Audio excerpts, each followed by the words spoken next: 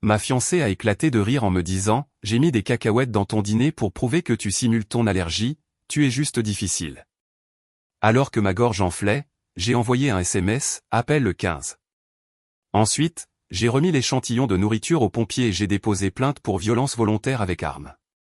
Les policiers l'ont arrêté dans la salle d'attente des urgences, c'était il y a 18 mois, et j'écris tout ça maintenant parce que je me sens enfin prêt à raconter toute l'histoire. J'ai 29 ans, je m'appelle Lucas, et j'étais fiancé à Chloé, 27 ans, notez que j'ai dit l'été, nous étions ensemble depuis 2 ans, fiancés depuis 4 mois, et le mariage était prévu pour le printemps prochain, mais plus maintenant. Voici ce qu'il faut savoir dès le départ, j'ai une allergie sévère à l'arachide, pas le genre où ça gratte un peu, mais le genre où ma gorge se ferme et où j'arrête de respirer, diagnostiqué quand j'avais 6 ans après avoir failli mourir à un anniversaire, et je porte un stylo d'adrénaline sur moi depuis. Chloé le savait depuis le premier jour, je le lui ai dit immédiatement car c'est plutôt important quand quelqu'un cuisine pour vous ou choisit des restaurants, et elle semblait compréhensive, disant que son cousin était allergique aux fruits de mer, donc elle captait le truc. C'était il y a 2 ans, mais avec le temps, j'ai commencé à remarquer des commentaires, des petites choses, comme quand on sortait manger et que je demandais au serveur s'il y avait de l'arachide, Chloé soupirait, levait les yeux au ciel, et une fois elle a dit que je faisais mon cinéma, j'ai laissé passer, pensant qu'elle était juste fatiguée ou ne comprenait pas la gravité. Puis, il y a environ 6 mois, les commentaires sont devenus plus pointus, nous étions chez ses parents pour le dîner, sa mère avait fait de la cuisine thaï, j'ai poliment demandé s'il y avait des cacahuètes dans la sauce, Chloé a ri et a dit à sa mère que j'étais paranoïaque avec la nourriture, prétendant que j'utilisais mon allergie comme excuse pour être difficile. Je l'ai corrigé sur le champ en disant « Non, c'est une vraie condition médicale », sa mère a été super, elle m'a montré tous les ingrédients, mais Chloé avait l'air agacée que je l'ai contredite. Sur le trajet du retour, elle a explosé, disant que je l'avais embarrassée, que je l'avais fait passer pour une idiote devant sa famille, j'étais stupéfait car j'avais juste posé une question de sécurité basique. Nous nous sommes disputés, elle s'est excusée finalement, disant qu'elle était stressée par le travail, j'ai accepté et je suis passé à autre chose, mais ça a continué, au restaurant elle commandait des plats avec des sauces aux arachides et s'irritait quand je refusais d'y goûter, disant que j'étais pénible, que je ramenais tout à mon allergie. Ses amis ont commencé à faire des commentaires aussi, l'une d'elles a plaisanté en soirée disant que j'étais une diva, Chloé a ri avec elle, ne m'a pas défendu, et j'ai commencé à me sentir fou, comme si je surréagissais à un problème médical légitime. Il y a 2 mois, elle a ramené un pad thaï à la maison, j'ai vérifié la boîte, cacahuètes listées dans les ingrédients, je lui ai dit que je ne pouvais pas le manger, évidemment elle s'est énervée, disant que j'étais ridicule, que des traces ne me tueraient pas, j'ai expliqué que oui, absolument, c'est ce que sévère signifie. Elle m'a traité de dramatique et l'a mangé elle-même pendant que je me faisais un sandwich, c'était un signal d'alarme, je sais, j'aurais dû partir à ce moment-là, mais nous avions déjà envoyé les faire-part, les acomptes du mariage étaient payés, ses parents étaient impliqués, ça semblait trop compliqué de rompre pour des désaccords alimentaires, un raisonnement stupide, je le sais maintenant. La semaine dernière, elle a commencé à parler de la lune de miel, elle voulait aller en Thaïlande, je lui ai rappelé que la cuisine thaï utilise beaucoup d'arachides et que ce serait risqué, elle s'est mise sur la défensive, disant que je gâchais tout, que j'utilisais mon allergie pour contrôler nos destinations, ce mot, contrôle, comme si ma condition mortelle était une tactique de manipulation. Nous avons eu une énorme dispute, je lui ai dit que si elle ne pouvait pas prendre mon allergie au sérieux, nous avions un problème, elle a dit que j'étais paranoïaque, que les gens avec de vraies allergies n'en faisaient pas tout un plat, comme si la mienne n'était pas réelle. Elle s'est excusée le lendemain encore une fois, disant qu'elle avait parlé à sa sœur qui disait que j'étais probablement juste anxieux à propos de la nourriture, pas vraiment allergique, que l'anxiété chez l'adulte peut imiter les symptômes d'allergie.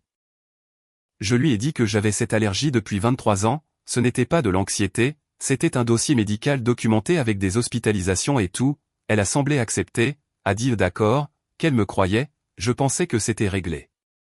Puis ce soir est arrivé, je suis rentré du travail vers 18h30, Chloé a dit qu'elle avait fait le dîner, des pâtes à la bolognaise, un de mes plats sûrs, elle sait que je peux en manger car elle l'avait fait une 12aine de fois avant. Je me suis assis, j'ai pris quelques bouchées, ça avait un goût un peu différent, plus sucré peut-être, mais je me suis dit qu'elle avait ajusté la recette, à la 3e bouchée ma bouche a commencé à picoter, à la 4e ma langue semblait épaisse, j'ai arrêté de manger.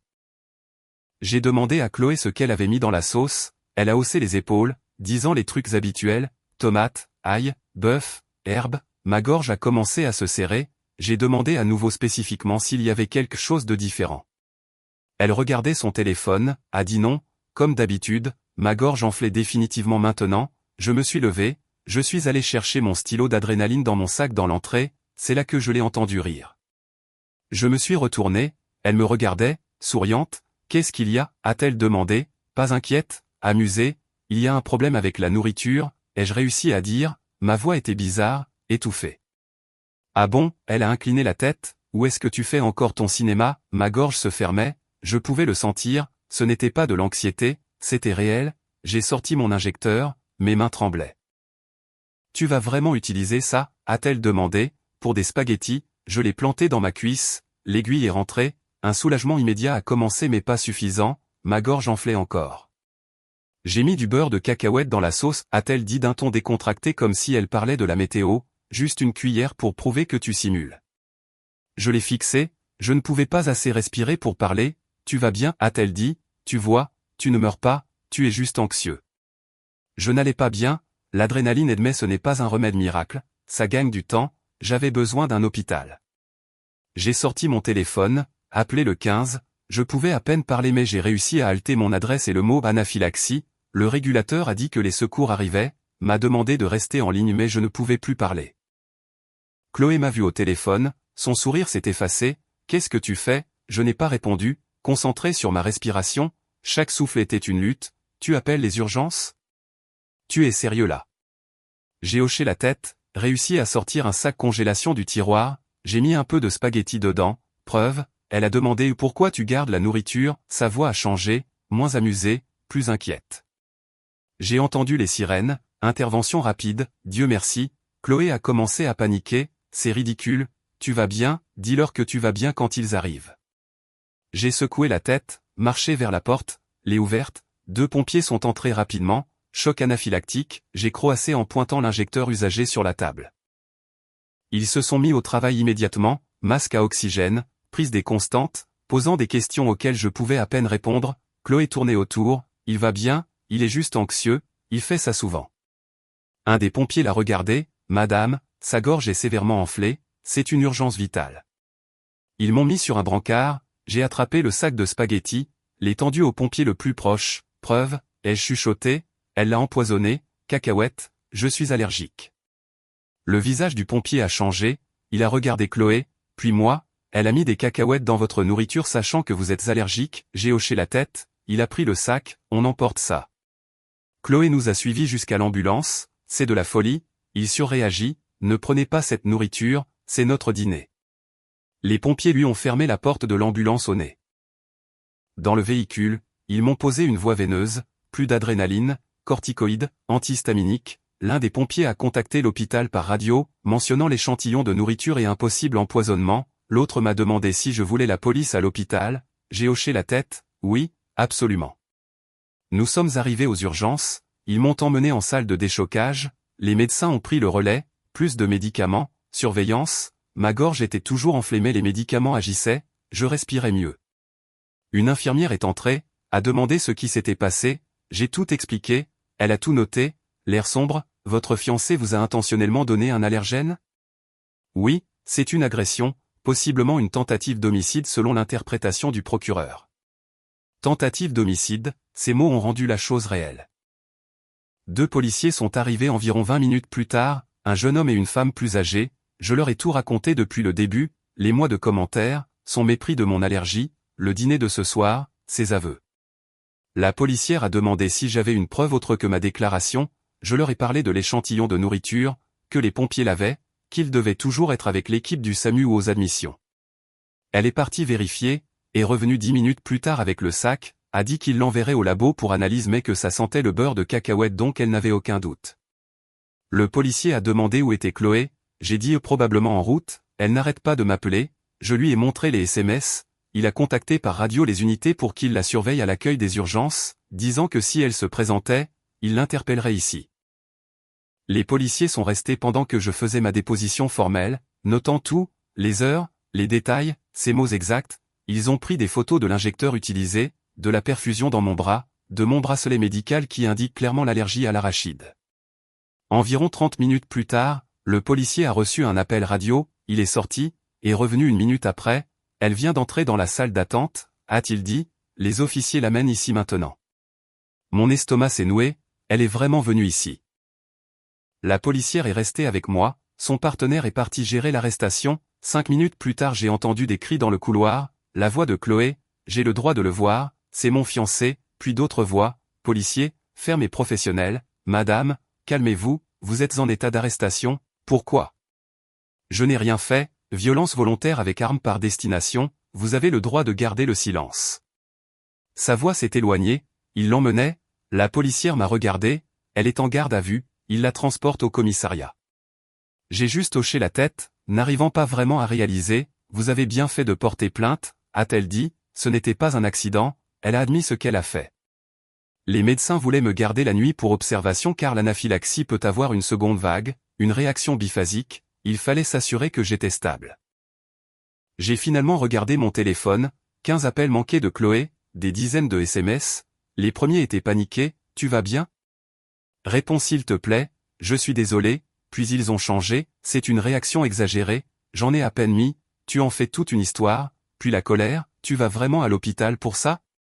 Tu es dramatique, ma sœur avait raison, tu utilises ça pour me contrôler, puis la peur, s'il te plaît ne dis rien à personne, on peut arranger ça, n'implique pas la police, ça va tout gâcher. Trop tard, je n'ai répondu à aucun d'eux, j'ai posé mon téléphone sur la table de chevet et fermé les yeux.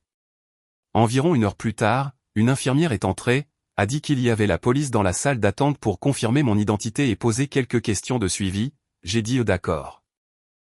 La policière plus âgée est entrée, a dit qu'ils avaient officiellement arrêté Chloé, elle avait résisté, fait un scandale, prétendu que j'étais malade mental et que j'inventais tout, mais quand ils lui ont parlé de l'échantillon de nourriture et de mon dossier médical, elle a admis avoir mis du beurre de cacahuète dans la sauce, disant qu'elle essayait de prouver que je simulais. La policière a demandé si Chloé avait accès à mon dossier médical, j'ai dit non mais que je lui avais parlé de mon allergie plusieurs fois, qu'elle m'avait vu utiliser un stylo d'adrénaline avant, il y a 3 mois lors d'une réaction mineure au restaurant. La policière a noté ça, a demandé si Chloé avait déjà fait quelque chose comme ça avant, je lui ai parlé des commentaires, du mépris, de l'incidentaille, de tout ça. Elle a dit qu'ils inculpaient Chloé pour violence avec arme, que dans notre pays exposer sciemment quelqu'un à un allergène mortel qualifie l'acte ainsi, et que le procureur ajouterait probablement d'autres charges.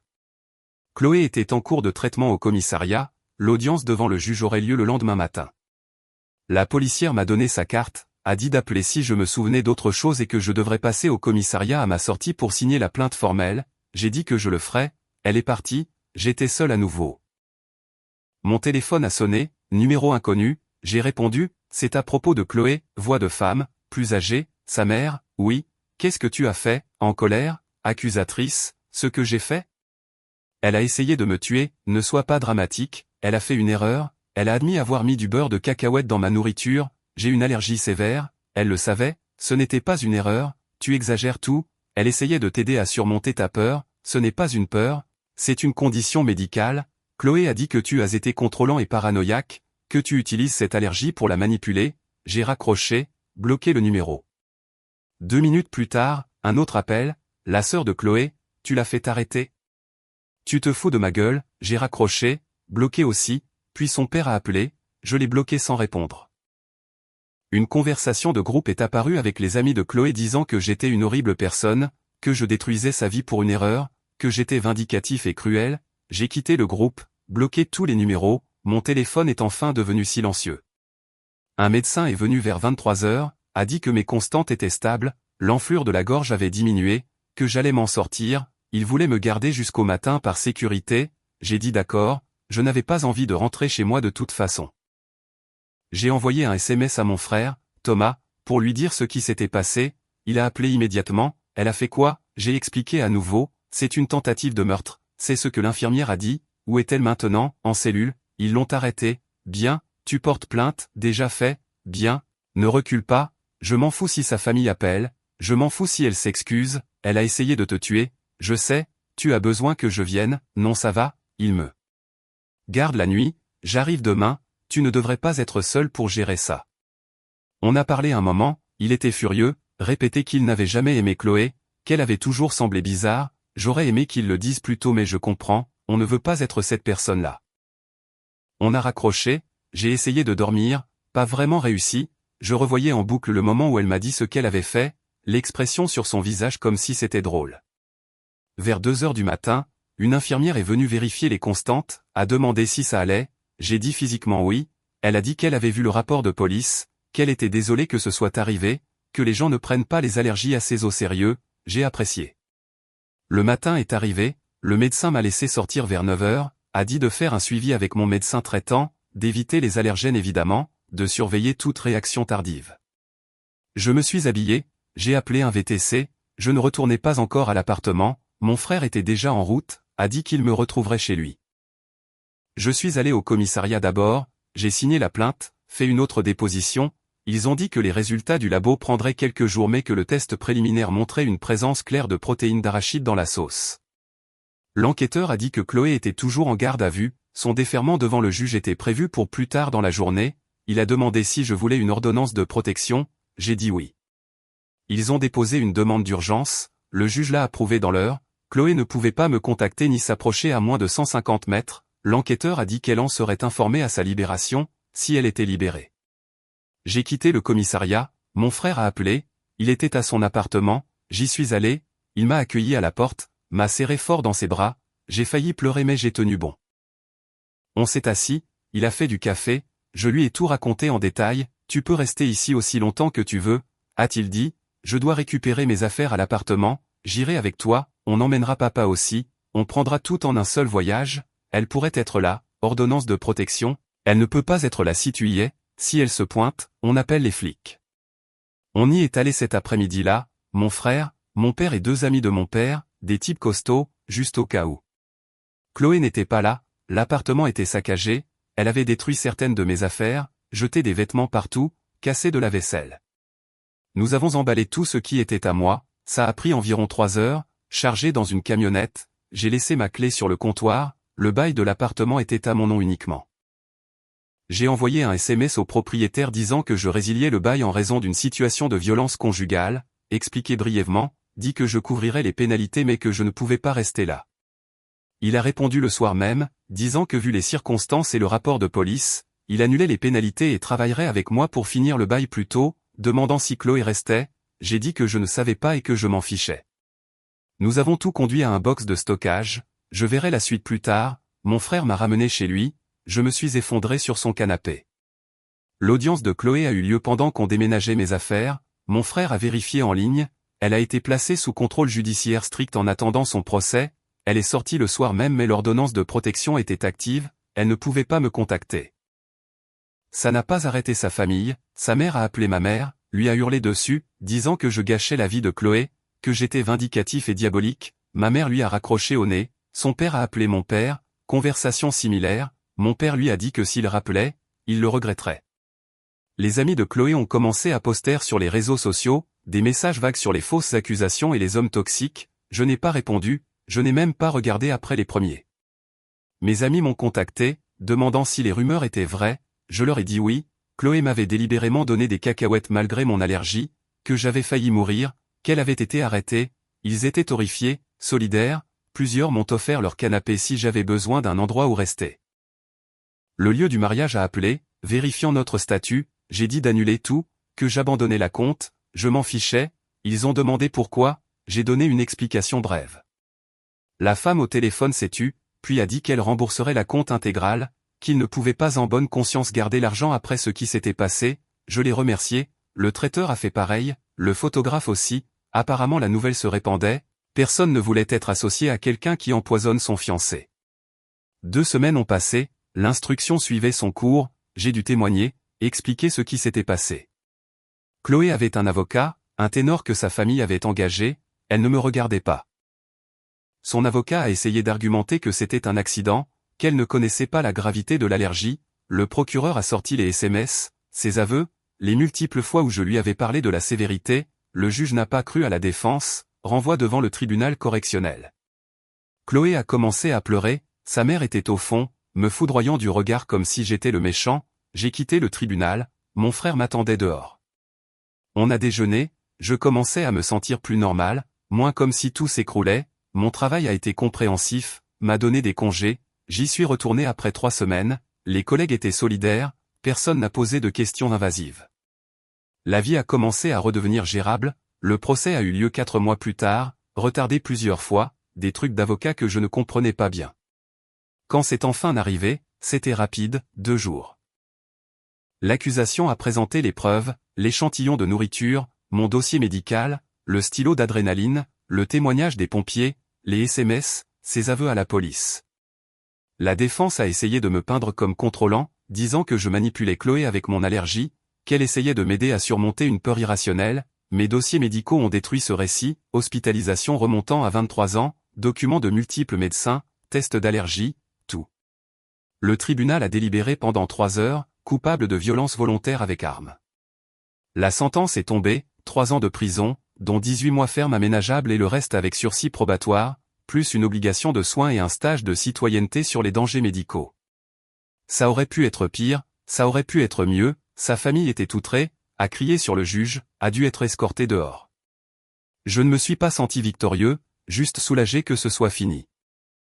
Chloé est partie purger sa peine, je suis sorti du tribunal sans me retourner. C'était il y a 18 mois, elle est sortie le mois dernier, je n'ai pas eu de nouvelles, l'ordonnance de protection est permanente maintenant, elle n'a pas le droit de me contacter à vie. Sa famille poste encore sur moi parfois, je suis le méchant dans leur histoire, l'homme qui a détruit la vie de leur fille pour un malentendu. Je sais ce qui s'est passé, la justice aussi, c'est ce qui compte. Je suis vivant, c'est tout ce qui importe.